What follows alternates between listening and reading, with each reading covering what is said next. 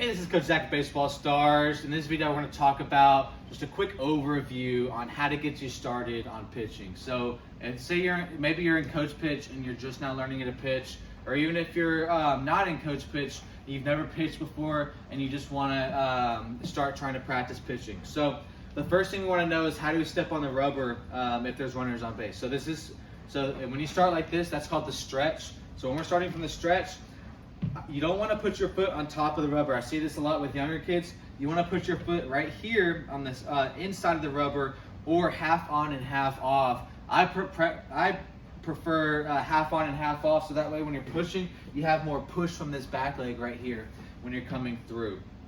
Now, once you get set up, first thing we do is we get our sign. So when we set up right here, you set up about shoulder width apart. You don't want to set up too wide like this. You're going to lose balance, and you don't want to be too narrow either. So just kind of about shoulder width apart would be fine.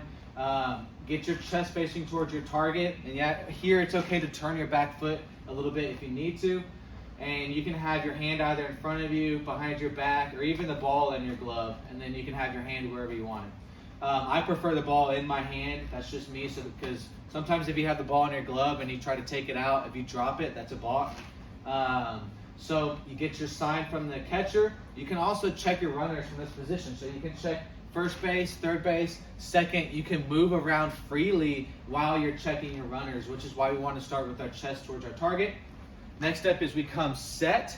When you come set, we're stopping completely. So as soon as our hands come to a complete stop, then that's when we can no longer move anything below our neck. So I come set, my hands stop right here. I can no longer move my shoulders. If I move my shoulders, or if I twitch my legs or my feet or something like that, then that's a balk, and the runner gets to advance to the next base. Also, when you come set, I like to see guys with their lead leg out in front of their back leg slightly to help keep you closed. So you don't want to come set where you're in an open position like this. Open is when you're turned.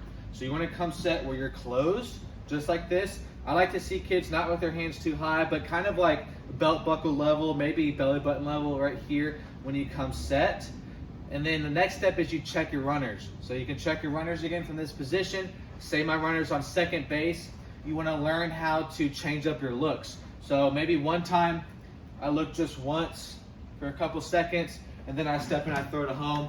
Maybe the next time I come set, I look maybe a couple times. I change up my looks, so that way the runner doesn't get used to what you're doing, and then he's able to steal a little bit easier. So then after we check our runners, then we can go ahead and make a step and then a throw. Okay. So just a quick recap. So we want to get our sign. We come set, we stop completely, we check our runners, and then we step and throw. Keep in mind also, you can check your runners while you're getting your signal as well. So that's the stretch. You always want to pitch from the stretch when there's runners on base. If there's no runners on base, you can pitch from the windup. However, with younger kids, I suggest only pitching from the stretch.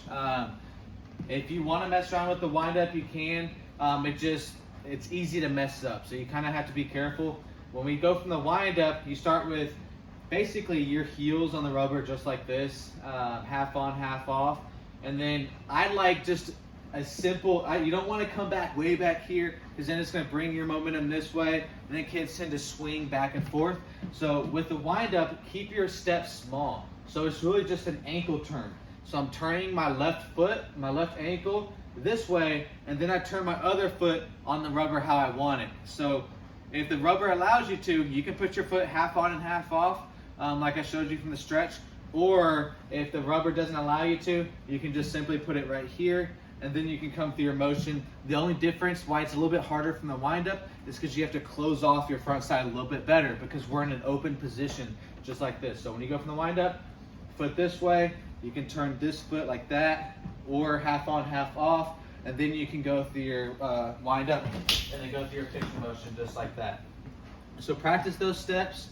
You got sign, set, check your runner, and then a throw.